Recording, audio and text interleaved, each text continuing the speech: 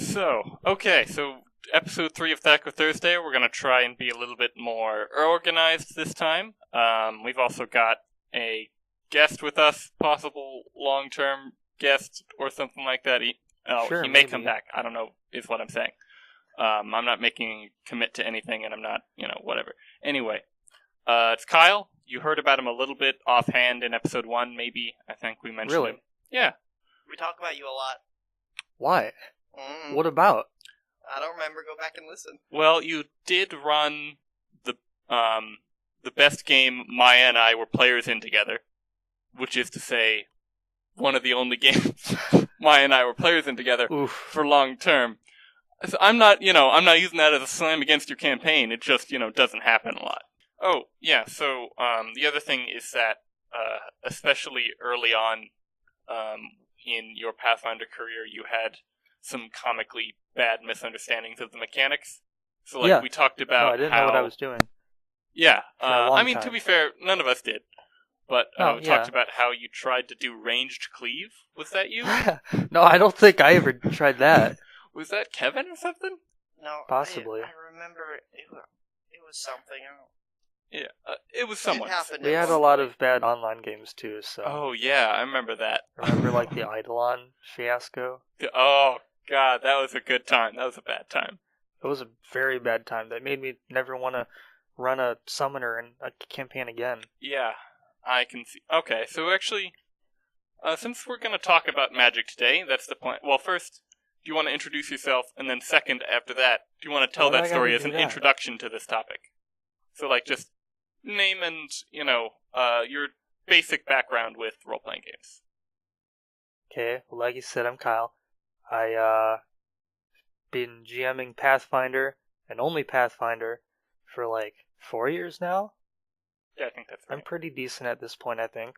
Some people pay me to do it, so I can't be that bad. Right. That's about it. I don't do other systems, really. That's fair. I know 5e a little bit, and vaguely 2nd edition, that I played 4 sessions of, and then stopped because it was really bad. Oh, really? Okay. Well, not that it was bad, but I didn't like it at all. It was way too different. It is very different from Pathfinder, yeah. And you played a little bit of Warhammer, didn't you? Yeah. Well, I mean, I don't know anything about 8th edition. Okay. I know, the very basic rules. Okay. And I know the rules for that, special edition one that I got, but that's about it. Well, let's talk about the Warhammer role-playing game. One of them. Oh, Deathwatch. Yeah. I know a bit about Deathwatch, yeah. Okay. Well, you gotta specify because there are, 5 different Warhammer 40k role-playing games, and then there's also the Warhammer Fantasy. But... Yeah, all I know is Deathwatch. Yeah, there's also Rogue Trader, and then there's one where you're Guardsman. I think there's one more. I think one of them's called Only War. I think that's the Guardsman one. Anyway, doesn't matter. They all run off the same rolling system, I think. But, anyway, it doesn't matter. So, yeah. So do you want to tell the story about that summoner? To lead us into the about topic that of... summoner? Oh my god. It was so long ago, I don't even... Maya, were you in that game? I don't think so. Okay. You would have known. You would know. One things I remember, she would play through the Eidolon. She wouldn't play her character. Right. She played the Eidolon, and her character was just kind of there sometimes too. But actually, usually specifically not there. She had her actual summoner stay very far away from the action so that she could effectively just respawn. Because her actual character was the Eidolon. I remember hearing about this now. Yeah.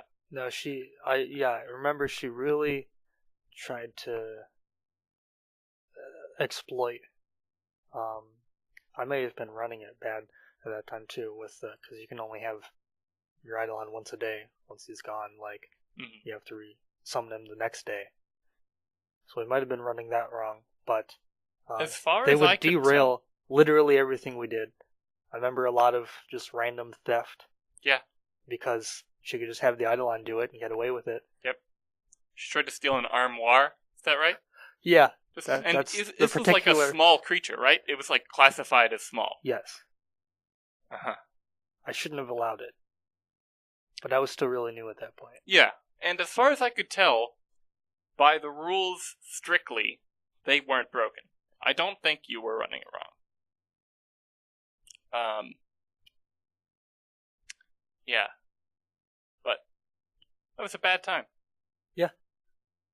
So let's talk about magic. So where do we want to start? So everyone knows what magic is. It's, I don't really know how you'd, put it definition-wise. I don't see why you have to. Well, I'm just saying, isn't it pretty much anything that isn't defined by science? Not but quite. Then you get magic, which is in a lot of these fantasy games, which is just like an extension of science. Yeah. So it's kind of weird to classify because of that. Like, for example, if you take 4th edition, doing melee stuff runs off of the same magic system effectively as magic does. So only narratively can you find the line, rather than mechanically. But I want to talk about 3 different types of magic, like the core of a magic system in general. Is wild magic included in that? Is what? Wild magic? It wasn't, but do you want to talk about wild magic?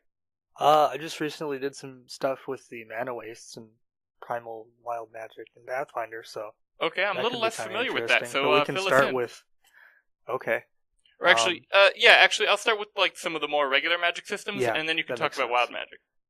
Okay, so the first one I'm going to call MP, which is the Final Fantasy style of magic system, where you have a list from spells, and they all draw from a same pool of power points. And then more powerful spells will just draw more points from that pool. If you are a high level wizard, you can cast a first level spell 100 times, or a high level spell a few times because of that, or mix and match in between. This allows for a lot of fluidity, but because of that, isn't very interactive, isn't very engaging as a mechanic. It just gives a limiter and serves only as a limiter.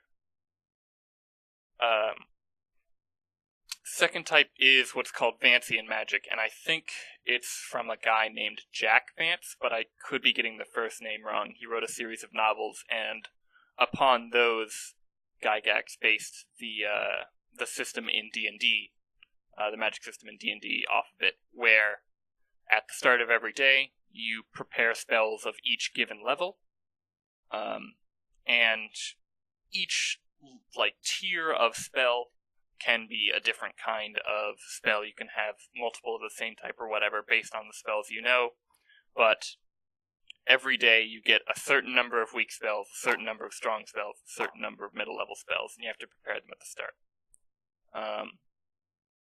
This means that wizards are debuffed because you have to think about what you're going to do throughout the day and that sort of thing, as well as allows for magic to always be relevant at each power level, because you want to use a lower level of magic if you don't have to use a higher level magic, so your weaker spells still have a chance to shine.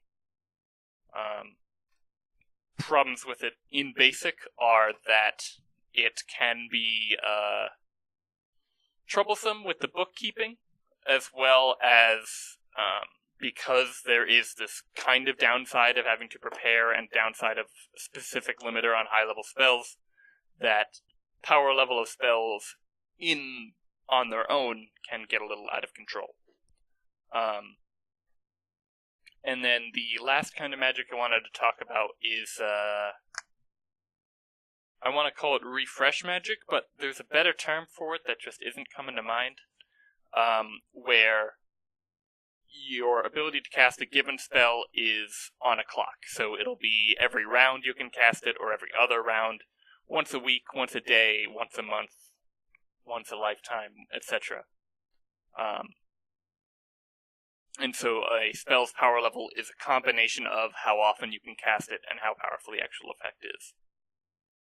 And this means that the most powerful spell will get spammed if it's regular. So that's a problem with it. But it does allow spells to be more powerful than at the upper limit once a day, as with Fancy and Magic. So yeah, those are the... and then the last one is Downside Magic, where the balance of magic is that every time you cast it, there's a negative effect, which we talked about last podcast a little bit. Warhammer does this kind of thing where you risk summoning demons or that kind of thing if you use too much magic. Call of Cthulhu uses that as well. Of course, yes. Where you're always paying sanity in order to cast magic as well as magic points. Okay, so talk about wild magic. Fill us in a little bit here. Well, this is going to be specifically a Pathfinder kind of thing. Right. But, That's fine. Yeah, so it's specifically Pathfinder First Edition. Right. So, in certain areas, such as the Mana Wastes, there are, for example, the Spellscar Desert. You've got a big area where two wizard nations fought each other, and it fucked up in the magic energy, I suppose, in the area.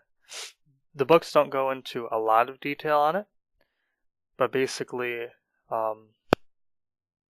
there's a system where if you're running an encounter, just any encounter against a creature in that area, you can roll percentiles, and there's a chance that primal magic will be involved in the fight. So any spellcasters, anytime they cast a spell in the fight or anything like that, then some weird stuff can happen.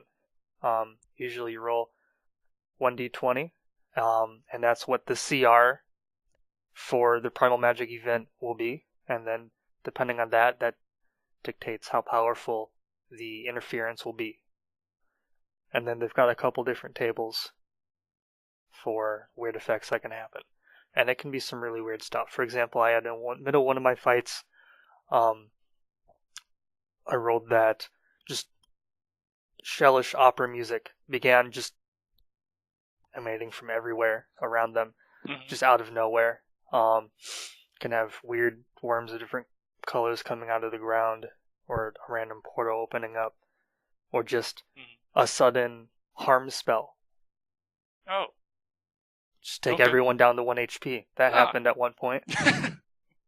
That's pretty good. So, the environment itself gave way to this new mechanic of adding downsides to a largely fancy and magic system. Mm-hmm. Okay. Do you run psionics in your game? I do. Okay, so that would also be... Are they affected? Like, are you ruling that as affected? Well, every campaign I've run, we've usually had the discussion of, okay, so are psionics and magic different? That's usually something we house rule.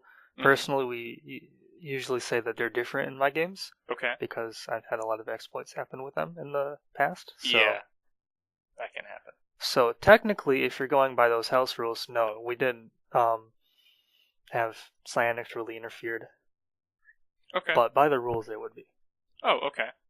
Because psionics, I just bring up psionics because that is within Pathfinder, albeit third-party content, a magic points-based system. So how that would have been affected in play would have been interesting to hear about, if at all.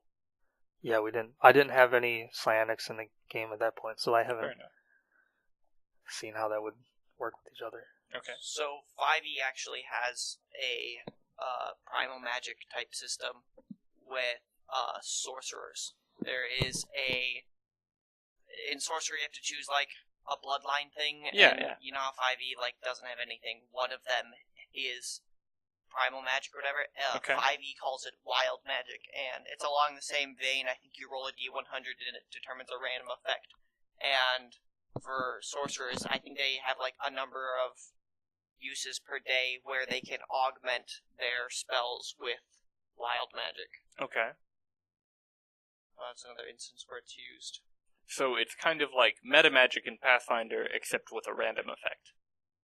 I think so. Okay. I'd have to look more into it. Okay. I've only seen it in passing. Mm. Meaning, you've only seen it on Critical Role. No. Oh, okay. I've looked over the actual class. Oh, okay. And I've never played it, but Fair enough. it's been around. Okay. Also in a game run by the Yogscast. What do they call their game? I don't remember. Anyway. Okay. So, just, how do you guys think these systems at their core affect gameplay? Of the ones you've experienced? Because, Kyle, I know you primarily have experience with Pathfinder, but as we've discussed, you do in some ways have experience with all of them. A bit. Yeah, So, well, by means of them being mechanics in Pathfinder. How magic affects the core gameplay? How different kinds of magic, yeah. How people play them. If at all, in your opinion.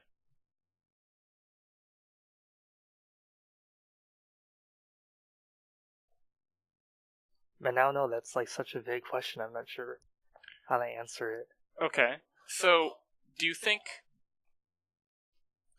that these different sources of magic, or these different levels of magic, encourage or discourage certain types of play in regarding magic? As in, are people using magic in general more often? Are people tending towards stronger or weaker spells? Are people making more interesting choices rather than strictly stronger ones? Or are they feeling too limited? How do marshals measure up to each kind, or that kind of thing? Well, with the players that I usually run for, right. I'll have my experience is a lot of min-maxing. Yeah. And marshals, once you get up to 10th level plus, start to not really stack up against them. Mm-hmm. And why do you think that is? I mean, I don't think anyone's going to disagree with you there, but what exactly are they lacking?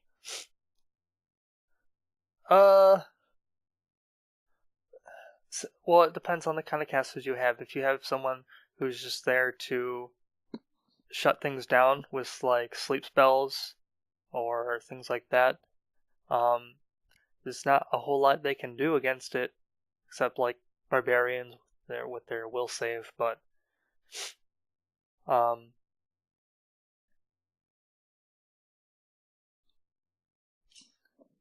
real solution to sleep spells is you just use the official Pathfinder elf rule, where elves are completely immune to any sleep effects. Yep. Period. Yeah, I mean, if you want to have a party full of elves for that reason. Well, no, you have an encounter full of elves. Yeah.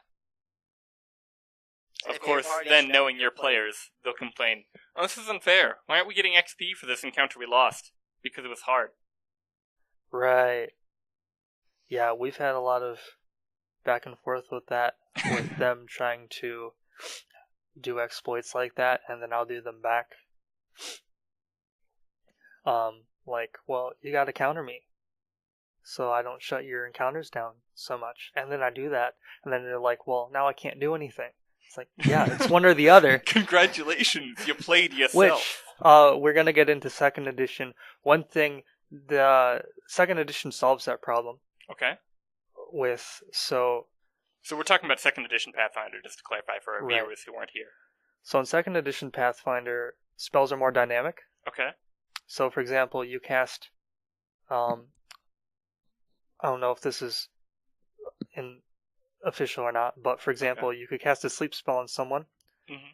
That person makes their save. It's no longer simply a pass or fail.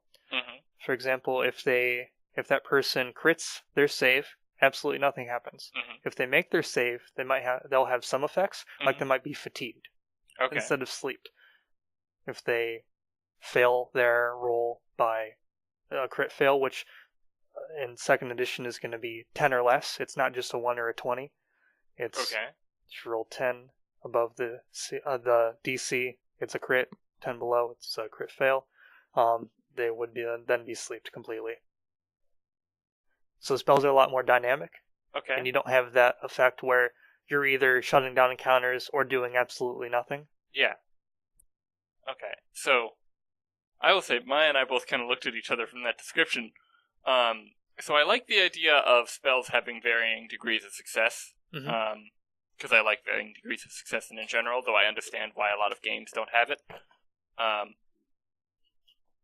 But if half of your rolls are critical successes and half of your rolls are critical fails, by definition, what makes them critical? Why is it necessarily half and half? You said 1 through 10 are crit fails, and then 11 No. So if you pass the DC by 10 or more... Oh. So if you have a DC 15 will save, you roll a 25, you crit it. Okay. If you roll 5, you crit fail it, not just on a 1. Okay, that makes a lot more sense.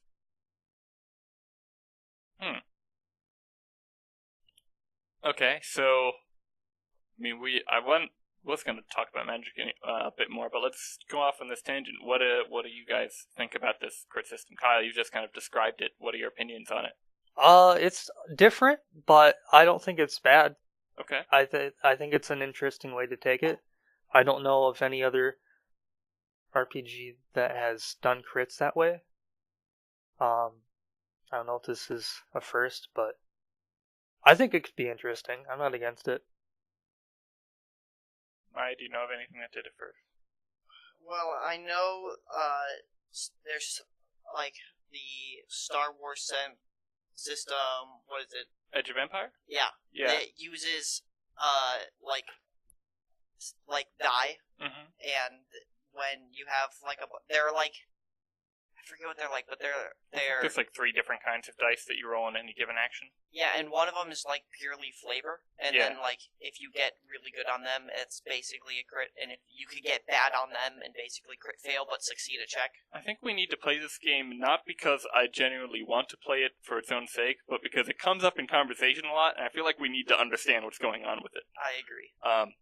But I think, thinking on it, I played Warhammer 2nd Edition, Warhammer Fantasy Roleplay 2nd Edition, and they have something where it's not crits, but higher degrees of success. Every 10 above or below the roll will be a greater amount of success or failure. But in a D20-based system, I don't think it's been seen before, in D&D anyway. Yeah, Death Watch has something kind of similar to that, but yeah, on a D20 system, I haven't seen it. Okay. So this is across all saves? Across all checks, I think. Or do skill checks still not crit? The critical rule? Yeah. Critical? That's just across the whole game now. That's how all crits work. So if you get, like, critting on an melee attack would be 10 above their AC? Right. That's a pretty tall order for a lot of characters. It's a tall order, but also it is Let me double check. guaranteed criticals for like high level fighting, low level stuff. I don't think no, because minimum AC is effectively, we'll say, barring like super low dex, 10, and your max bonus is 20, which means that your lowest roll is 21, unmodified. So you could get into situations where you have a guaranteed critical. Right. Oh wait, the situation I just described is a guaranteed critical. Yeah. Because it's 10 or above. That's what I'm saying. It makes sense that, like, at that point, you're going to be just roasting them every time to the maximum capacity possible. But I'd like to see how the math works out. I'm going to do some math real quick. Quickly do 2 the plus math. 2 is 4.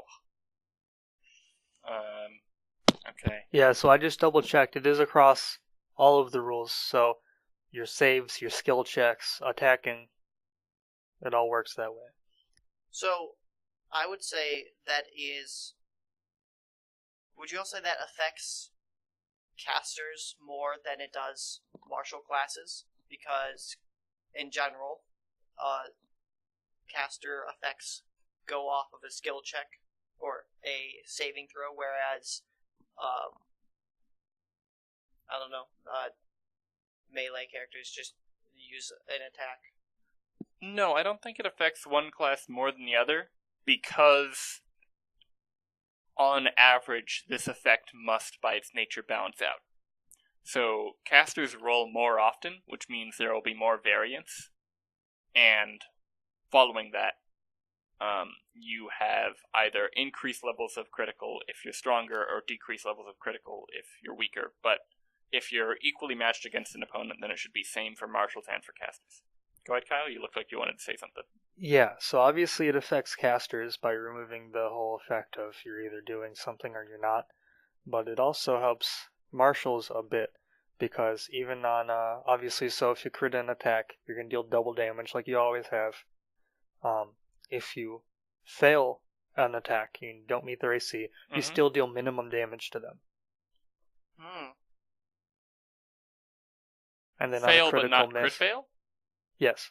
Okay. And then crit fail is a miss? Crit fail is a miss. Okay. And you said there's something related along with spells, right? Where if you don't succeed but you don't critical fail, you still have an effect that goes off? Right. It would just be a lesser effect than the full spell. Okay. Because that, right now, is one of the major downsides of spellcasters, that you have to pass that check or nothing happens. Right, it's save or die. And that if you save, it's just, whatever. And if you fail, you die. It's too hard of an extreme to make encounters interesting. You look like you want to say it. Go ahead. Well, I was, but it does derail away from magic. Yeah, keep going. Okay. Yeah, why not? Speaking Follow of the save trend. or die, Yeah? dying works differently in 2nd edition as well. Okay. It's no longer 2 negative your con modifier. Mm-hmm. You can keep talking about that for a minute, though, because I got to switch over to that log. Okay. Yeah, so Pathfinder and 5e currently have differences in the way you die. In Pathfinder, you can, once you go to 0 HP, you're unconscious, and then you die at negative your con modifier, right? Yeah. And then in 5e, you go unconscious at 0, and then you have to make death saving throws, which are, I believe, no modifier, DC 10. Mm-hmm. And if you fail 3, you die, and if you succeed 3, you stabilize. And it goes like that. Okay. Attacking an unconscious creature deals 2 death saving throws to them. Criticaling them, I believe, deals 3.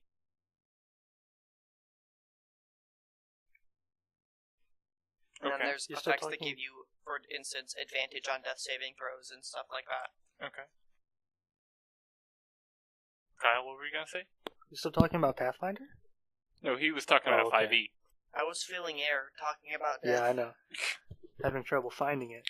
So, I want to talk about death mechanics a little bit, because we're on the topic, even though it wasn't the set topic of the podcast. So the reason that they don't work in role-playing games like they do in war games, even though hit points are supposed to be an abstraction. So, for those who don't know, the specific wording since 1E AD&D, as best I can tell, of hit points, is that it's in general an abstraction of your ability to physically deal with damage, which is what everyone interprets it as well as your ability to turn, regular hits into grazing hits, to generally dodge, a combination of luck, divine favor, arcane skill, anything that you can do to keep yourself from getting hit and getting killed. Which should mean that logically, when that drops, that you should be dead. You've run out of your ability to resist damage. That said, that makes sense in a war game where the difference between a KO'd opponent and a dead opponent is effectively the same. Because you just want them to stop being able to shoot back, or stab back, in the case of medieval stuff.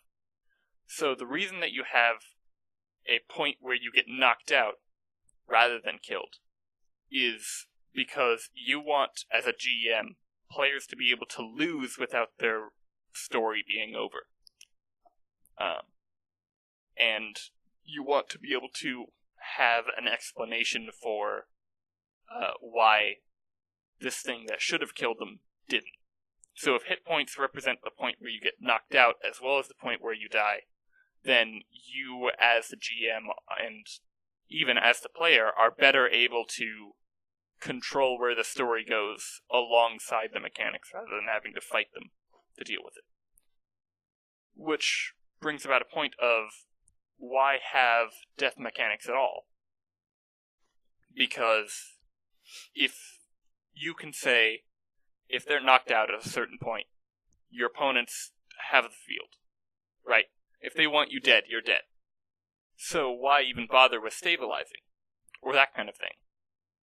But I guess the point is that you can, if some of your party, but not all of it, goes down, then you can, the stabilizing and stuff tells you how quickly or if you're able to get them back up and into the fight.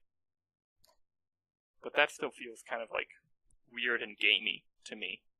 Right, in both Pathfinder and 5e, if you have an unconscious teammate and you give them a health potion or heal them with something like Cure Light Wounds, they will come back to consciousness and rejoin the fight. Right.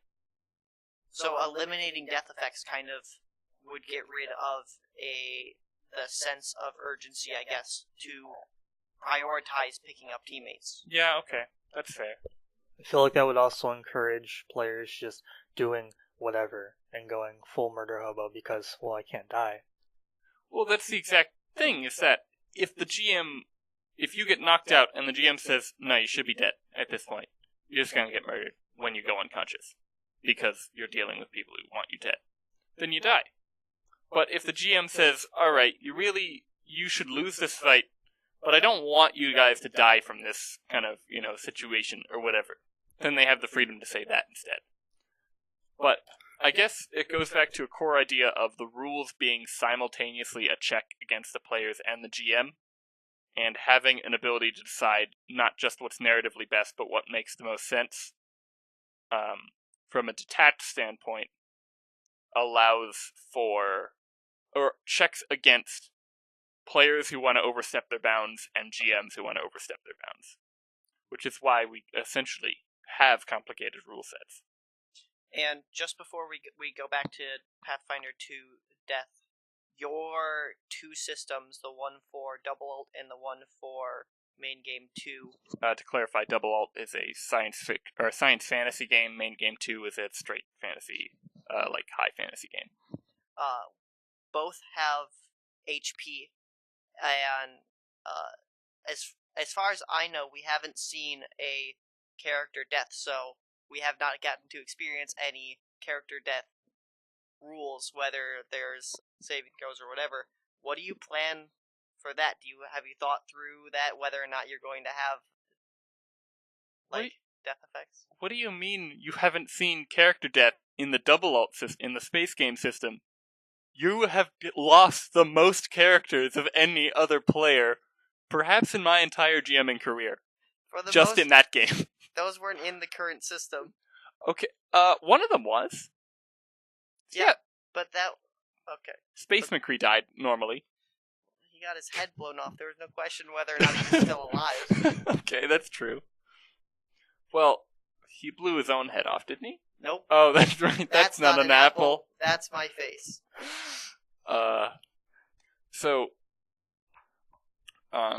To quickly explain, the space game is supposed to be a more lethal system in person to person.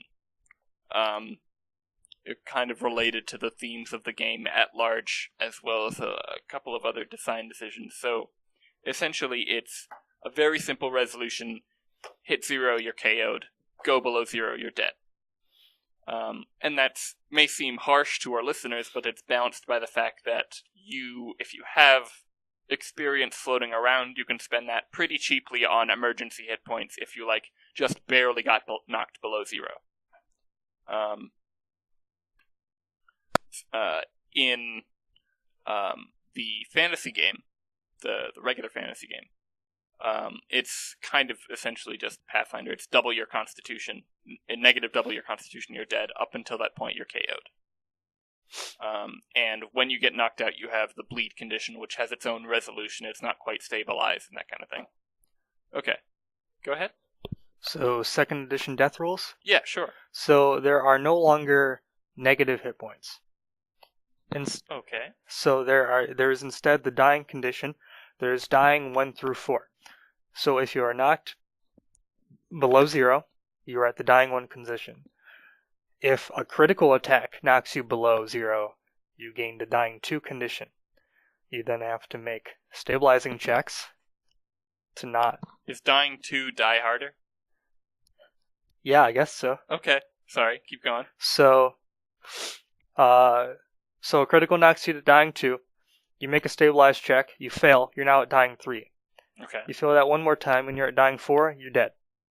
Dying 4 is actually dead. Dying 4 is actually dead. So now, it's not really dying. Mm-hmm. Now, ally can come over and heal you and bring you to positive hit points, but you will still be unconscious. You still have to pass that stabilizing check in order to regain consciousness. Okay. But you are no longer at risk of dying. Okay. Once you're back at positive hit points. But do you lose hit points if you fail stabilizing checks? Do you go to further dying tiers? Yeah, like I said, if you fail the stabilizing checks, you go further into the dying condition until you hit 4 and you die. Right, but if you're at positive hit points and you fail the stabilizing check, do you go back into dying? No, you just don't regain consciousness. Oh, okay. Do they say the DC of that dying check?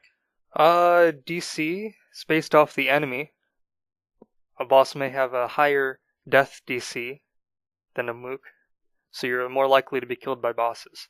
So I guess it would depend on, I don't know, they don't go into detail on how they're doing that, if it's like against the attack that brought you down, or if it's against like their AC or HP or...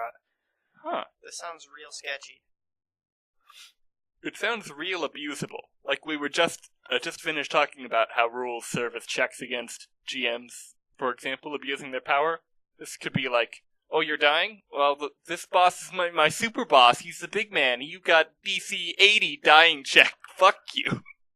But, or a GM going too easy and saying, it's just like a goblin. Your DC check is, 5. It's okay. You're not really dying. There aren't stakes. So I think it's cool. I like the dying stages, but having the DC be modified based on the enemy rather than any other factor seems a little weird. Yeah, I guess it depends on how they go about it, what they base it off of. Yeah. Maybe it's like their hit dice? I hope to God it isn't their CR. Because Pathfinder does not know how to do CR. For fuck's sake. I could see it either being against their hit dice or CR, which would be quite similar anyway. Yeah, true. What is the modifier for that DC? Do you know? Is it like a nat roll, or do you add like a con modifier or something? Stabilizing checks in first edition, it's your con mod. So I would assume it's the same. It doesn't say if they've changed that. So it seems like they're going to a relatively similar system to 5e, with there being, for instance, you fail 3 checks after you go unconscious and you die. Mm-hmm. I don't think it's any secret that Pathfinder 2nd takes a lot of tips from 5e. It just tries to not be for babies. No shade thrown at the 5e players, but I'm throwing shade at the 5e players. I don't like it. I don't like 5e. I don't think we need to get into an edition war. It's got its upsides. It's got a lot of upsides, and it's got some smart design. But I really just don't like it. But, anyway. Do you want to get back on topic, or should we keep following these tangents? I just hope Pathfinder 2 finds a happy medium between the complexity of Pathfinder and the simplicity of 5e. Yeah, their goal is they're streamlining it and making it easier to play, but they're still sticking to their core design with making it so that if you can think of a character that you want to play, there's a way for you to build it. Okay. But making it easier to do so. That's a good way of going about it, I think. Okay. Did you have a next topic? Yeah, because I wanted to talk about, because we've talked about the magic systems, essentially, and there's one topic on that I want to save for when we're nearly closing.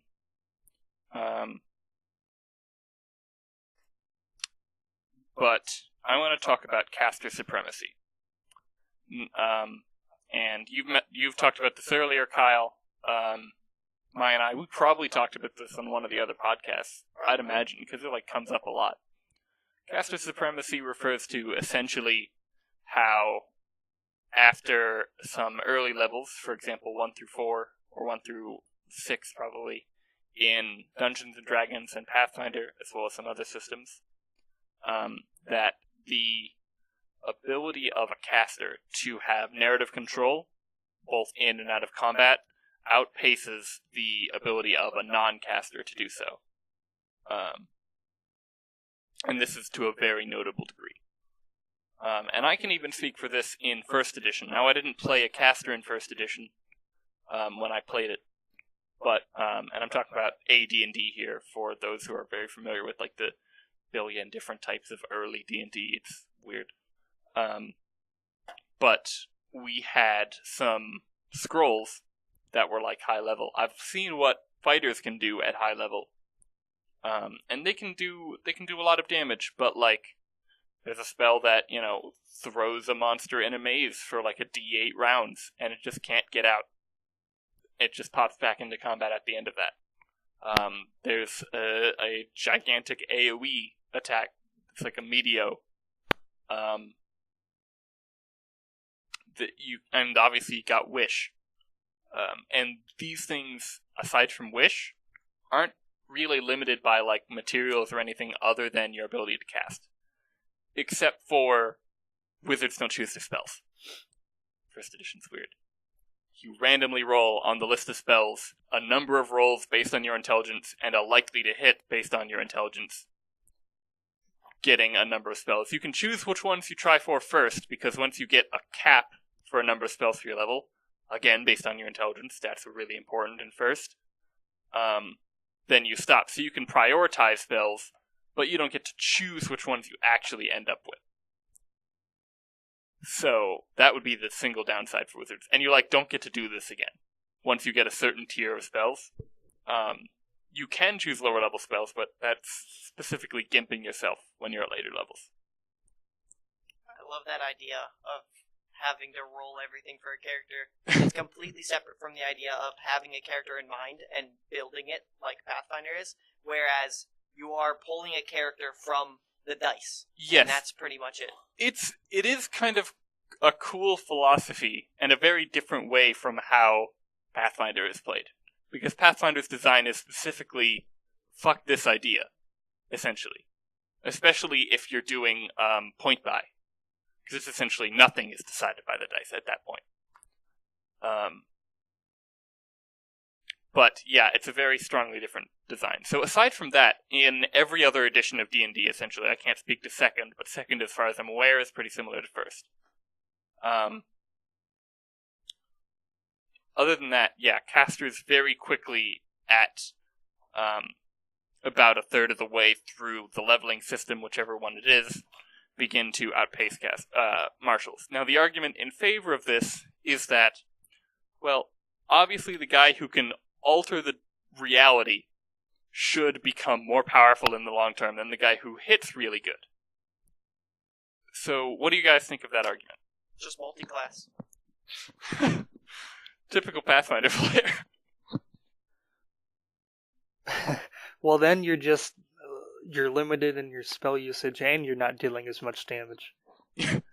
You become bad at everything. Yeah, it's great. Unless you're doing a Gestalt playthrough and that's... And then you're good at everything. Congratulations, there isn't a story. Yeah! No, I've never seen the interest in that. I've been asked to run those kind of campaigns several times. Just play Exalt. Just play Exalted. Which is a game that's about stupid high power levels. If you want a power fantasy, just do that. But, sorry to interrupt. Go ahead. But no, I agree it's definitely an issue. I have no clue what the solution to it would be. Okay.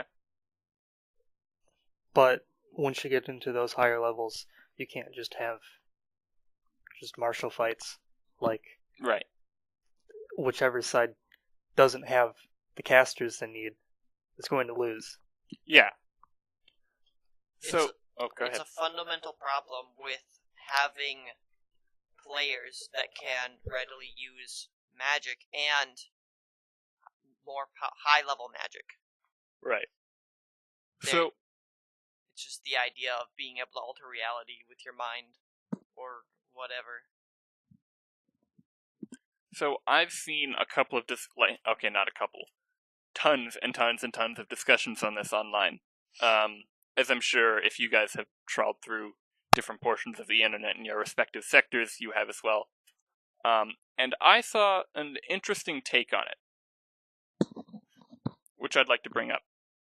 That is, the core problem with caster supremacy isn't that wizards outpace fighters, necessarily. The core problem is that you have a near godlike being and a guy who hits really strong, both called level 20. So, essentially the levels become meaningless in an objective sense because it's no longer a proper evaluation of two characters' relative power to each other. And this even makes sense at the lower levels when martials are better. A level 1 wizard is not better than, it's like significantly worse than a level 1 fighter. So the solution then, I think, is actually hidden in first edition. Through all of its bad design, it has one thing that I think might solve this. Because different classes level up at different experience point levels. Which sounds cumbersome and profoundly stupid to me on the outset. Because I've had to deal with players of asking, how much XP do I have? When do I level up? And as a GM, having to balance all of those things going together and making sure that players are getting enough XP, but not too much, that levels feel meaningless, but levels aren't, too rare, that people don't get bored with their abilities, but people get time to use their abilities. All this kind of stuff, it's important to take time for how quickly people level. And if some people level and some people don't, that feels really shitty as the person who doesn't level. That said, it might be the best solution for letting people who can alter dimensions feel like they can do that, while still understanding the power level of characters relative to each other as in a sensible way. So what do you guys think of that? So what would you do? So if you were to balance the levels, what would a level 20 fighter look like at the power level of a level 20 mage? Because they have to get to the same heights, don't they? Not necessarily, no. I think you may have to design characters that reach the same cap. They don't have that in first edition, as I was mentioning earlier. Fighters you can level up indefinitely, but your gains stop happening at a certain point. So fighters just stop getting much better after level 12. Wizards stop getting better at level 20. Thieves stop getting better at level 9. Sucks. But so part of the idea is that if your fighter inherently, your level is different because you can't be an equivalent level power to a max level wizard. The alternative is that we just describe a stupid level fighter which feels magical, and that kind of breaks the point of playing a fighter. I would think. But unless you guys have a different idea of what a stupid powerful fighter would be, without giving it magic. So he's got a great sword, right? Right? Helicopter. He can fly. Okay. I said without making it magic. Right, that's level 4. No, he just swings it around real fast. No, I get that, but that's magic. So he's level 14 at this point. Because, wait, when can wizards cast fly? 7. Well. I think it's 7 in Pathfinder. Probably. Do you know? I believe so. I believe it's a 3rd level spell. I think it is. Why is it a 3rd level spell? Shouldn't that be more significant? Anyway, doesn't matter. Yeah. That's the problem with it, is that if you make a fighter too high level power, and essentially, yeah, if you're a high level fighter, you are already a superhero. So expecting any level of believability is perhaps unreasonable. But if you look at, ultimately, classes are based off of archetypes that show up in fantasy fiction and mythological stories. And all the time, the wizards are kind of mysterious and ill-defined by their nature, because magic is mysterious and ill-defined. And it is the job of a mechanical system to define them. Whereas the protagonists are usually melee fighters, or occasionally bow fighters. And as a result, have very well-defined upper points and down points, and strengths and weaknesses, and limits. And the upper limit is probably like Hercules. I can't think of like a regular dude, kind of, in mythological or fantasy fiction that gets better than like Hercules. Hercules, Samson. Yeah, Samson like as well. Again, dudes with weaknesses, and both of them had, one could argue, supernatural aid, to say the least. Hercules being demigod kind of counts.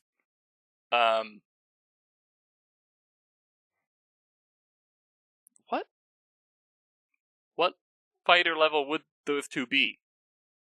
Like, because their powers are kind of ill-defined.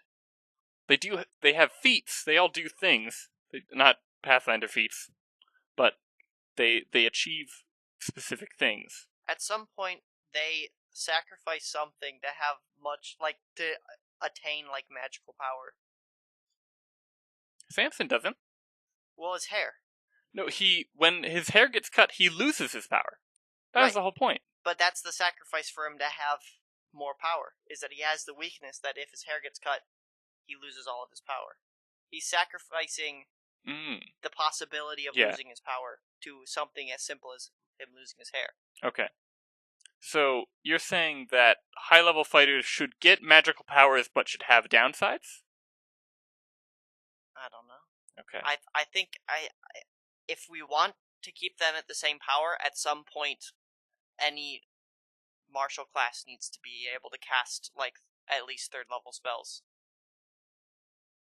And that's, not even close to level 20. To a level 20 spell is not very close to having 3 attacks and being able to cast fly. So I think the problem here goes back to these archetypes. I'm sorry, Kyle, you look like you wanted to say something. Did you want to chip in? I was just going to say, or strictly the ability to counter spells somehow. Okay. How? Like, are you saying they cast counter spells, or like they just get the ability to ignore spells? They cut the spells. They cut the spells. No. Maya's making, swinging a greatsword motion in the air. I mean, it works in Minecraft, where you can hit the fireballs back. Obviously, it works for every game. No. Probably not wise. But... Well, see, because there's items you can get that basically do that. It's resistance items and whatnot. But the problem is that you're still relying on magic. And, at a certain point, magical items become a part of the protagonist. But you don't have to have the ability of casting the magic to use them. That's true. You just throw money at it. Yeah. Okay. Not the solution. I'm sorry, can I just go on a quick rant? That is the worst thing about Pathfinder, to be honest. The thing I hate the most is that magic items are supposed to be cool. They're supposed to be a good reward for doing cool shit. But no, you just buy everything. All the GM has to give you is gold, and then you pick and choose. One mistake that I've made up until recently, and it took a particular party to realize this, is in order to keep the game balanced, you have to pay attention to the wealth balancing as well. Yeah. You have to make sure that your party is not having a substantial amount of wealth more than they're supposed to at a certain level. Otherwise, that all just gets thrown out the window. And that means never, ever, ever, ever allowing item makers in the party. Because then you get everything that they could get at half cost. Party's power level basically doubles. That's stupid. Maya, you were saying something. I interrupted. Worst class in Pathfinder. It's important. Monk. Right. Vow of Poverty Monk, specifically. Right. The inability to use magic items. Right. That's what separates the best from the worst. Is that because magic items are so powerful, are so important to the classes, that is what separates the top from the bottom. Right. So we make full casters unable to use magic items. We make them into Vow of Poverty Monks. Then fighters can use all the cool magic items, and then they're balanced.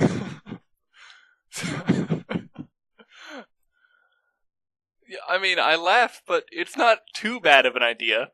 It's a little stupid. Like, it feels wrong narratively. But I was going to talk about, in the archetypes of a caster, let's talk about two casters in particular. I'm going to talk about Merlin and Gandalf, right? So, Merlin, number one, isn't element-focused, which separates him from the D&D wizard. He just kind of does stuff that requires weird knowledge, and needs to move the plot forward. Gandalf, kind of the same thing, doesn't use magic very often. When he does, it's often either a very minor effect, or to scare people off, or like, very rarely, a super powerful effect. Most of the stuff Gandalf does especially is just as a dude, with a stick and with knowledge, and with a sword later. So, I think the problem isn't that fighters aren't strong enough, it's that wizards are too strong. They're not representative of what they should be. Like, a cleric at 3rd level, aside from resurrection, does everything Jesus does. That's fucking crazy. That's stupid. You can walk on water, you can turn it into wine, you can multiply loaves. What is wrong with that? And then they revivify it. What, is it 2nd level or 3rd level revivify? Revivify is 3rd, I think. Or 4th, maybe. No, I think it's 2nd. I don't... No, I know it's not 2nd, because I played a cleric. It's ridiculously low. I would have gotten it. Wait, I did get it. I capped out at 5th. I think it is a 3rd level spell. So you can Lazarus too. This is stupid. Well, that's Jesus. There you go. You can't do it to yourself, but... Right. Well, that's what I'm saying, is that everything up to reviving yourself, even at 9th level, you can't actually revive yourself. But, everything other than that, I'm sure at some point you can probably split a C. I don't know if there's a spell for that, though. Maybe not. Maybe that's something that's still out of their range. But still, like, that shouldn't be something you're getting at level 5. That should be something you're hitting at level 17. When you're getting the last tiers of spells. Is it not called Revivify in Pathfinder? Touch of Life? Maybe?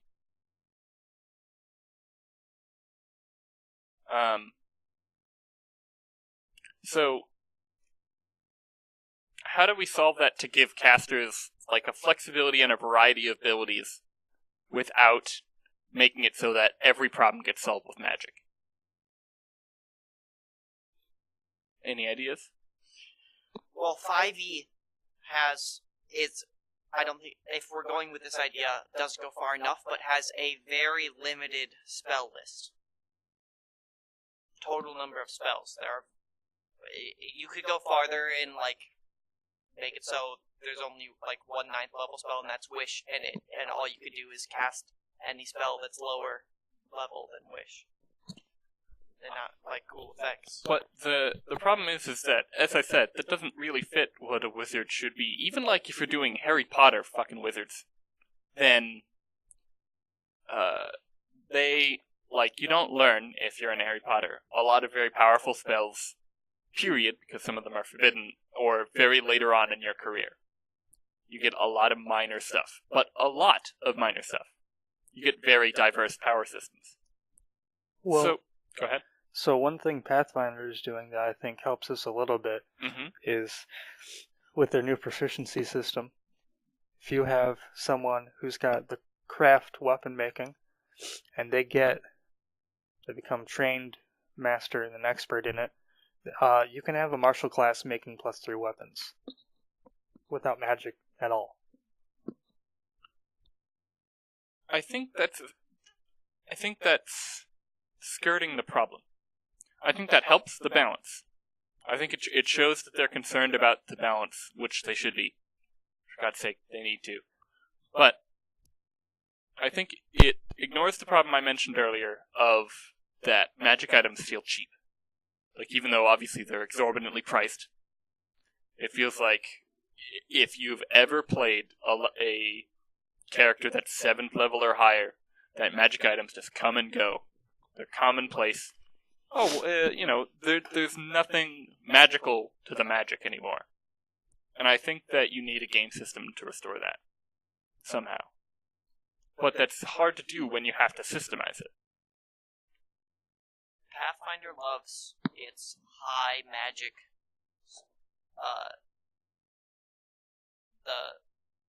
not the system, but the setting. Setting is what I was looking for. Heroic fantasy is generally the genre that it's called.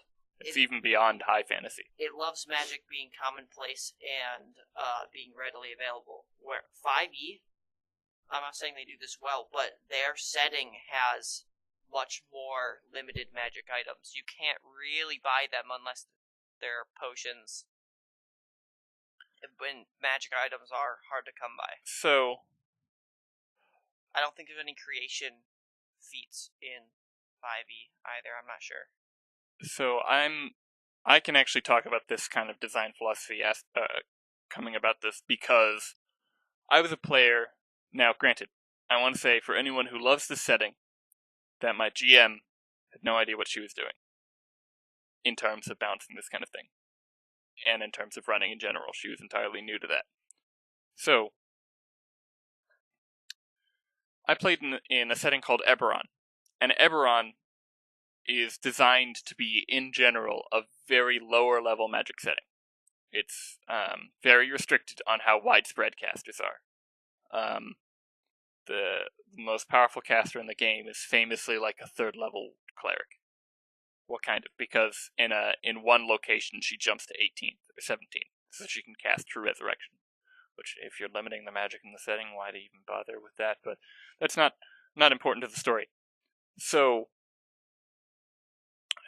the problem is that going into a D&D based system, because we were still running it in Pathfinder, even though it's a 3.5 setting, is that the system is still based around the understanding that your character gets more diverse abilities through magic items. And if you are lacking these magic items, then your abilities are no longer sufficiently diverse to deal with complicated problems. The system is not designed to accommodate more complex, mundane level problem solving because you're fighting magical creatures. You need to bring all parts of the setting down, not just magic items, in terms of magical power, in order to keep the same kind of genre. Otherwise, you're playing an entirely different game.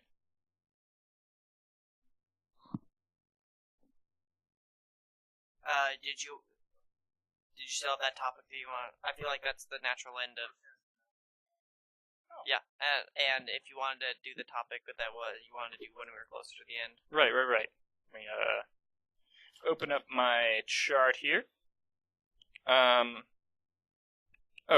So 2 final points. Number 1, magic systems. Any ideas for, in general, how to do magic better? I mean, we've kind of been talking about that the last few going arounds here, but any ideas to, change magic? I know what I don't like. Right. I don't like MP. I feel like it's a lot on the player to keep track of with every single spell they cast and stuff like that. I like it in games where it's not where it's just like a limiter, like you said, instead of your casting ability being very central to your character. Right.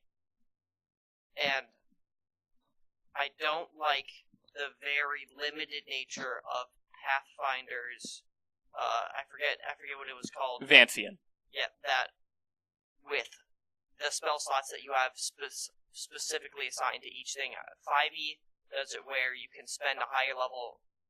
You have your spells for the day, but you're not devoting spell slots to them. You can spend spell slots as if they were lower level spell slots for spells, and there's a lot of spells that have different effects based on the spell level you spent to cast them. So it's just sorcerer in Pathfinder. Yeah. Okay. Kyle? Because you've tried to run a lot of lower magic Pathfinder games in the past. What has been your and they don't resolution work. to this? They don't work.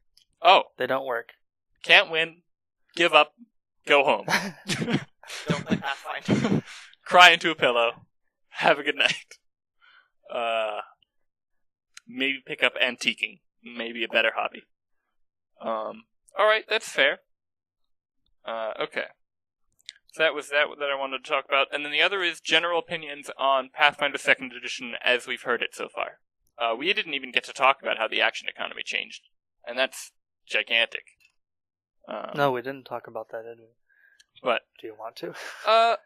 I think that might be a little too nitty-gritty for a podcast Fair. that has been already all over the place. Uh-huh. So just general impressions. We might get into this next time more in detail. Just general impressions on 2E? Yeah. There's nothing to complain about from my end. Okay. I like everything they're doing. They're making it easier to play, but still sticking to what Pathfinder's all about. Okay. Maya? Yeah, so far what I've seen looks promising. I just hope they keep trying to ride that line between too simple and too complex. Okay. I pre-ordered the book, so maybe we can sit down and have a look at that when that comes out in August. Yeah, sounds good. So my impression of it, I was thinking that, like, I couldn't explain why, but I felt like I had a bad feeling about the changes that were coming to it. But I was actually thinking of the changes that are coming to Darkest Dungeon, and I don't know why I mixed the two of them up. Which, quick tangent, I hate that Darkest Dungeon is now becoming crit-focused. That's it. That's all I wanted to say about that, because this is not a video game podcast.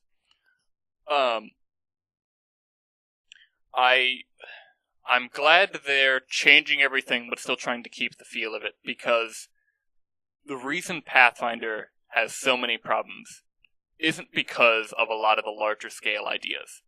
It's almost all because it was messily implemented.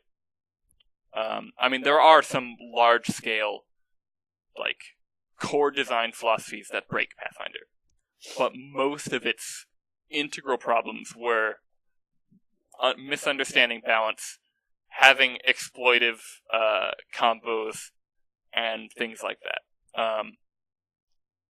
And a lot of people, I will say, to be fair to a group of opinions that doesn't seem to be here, that everything Pathfinder does is just done better by a different system. The only thing Pathfinder is strong at, compared to another system, is character creation. But I think that Pathfinder, aside from character creation, provides enough of a middle ground and is certainly widespread enough. And it's good that we have a competitor directly to D&D that runs similar to D&D, that is getting regular content produced, but has a different way of going about it. I think them having to be able to play off of each other before you bring it up in the non-existent comments from people who aren't going to listen to this podcast, not watch, not read. Don't bring up Dungeon World. Dungeon World does not do it better. Dungeon World does not have enough content. Shut up. I don't want to hear about it. I've got very strong opinions about Dungeon World. But yeah, I think I'm cautiously optimistic. But with Pathfinder, with Paizo specifically, you need to like look at it and playtest it heavily in order to discover if there are problems there. So, we get the book. You can help me do that. Yeah, when the book comes. Sounds good. Get a felt tip marker. Right. We redact everything we don't like. I did not. No, it's gonna be full of. I'm sure they're gonna make a bunch of changes by the time that the actual edition comes out. That thing's gonna be full of highlights and bookmarks and whatnot, and edits. Right. I did not get the adventure path that comes with it. Okay. Good. That's fine. Because if I was going to take a Pathfinder book and then would take a black marker, redact everything I don't like, I just redact Golarion and then keep the system. Do you think it would be functional to playtest a game with a homebrew adventure? Yeah, of course. Okay, that works then. Yeah. Yeah. Okay. So I think this was easily our best podcast yet. Very low bar, granted. Mm-hmm. But thank you for joining us, Kyle. I think you had some great insight. Thanks for pulling me out of my house. His house does not have air conditioning working right now, and it is 94 here for context for the audience. So, yeah, it is a cool something or other that's way lower than that in this basement. So, all right. I think we can close out the podcast. Goodbye. Bye.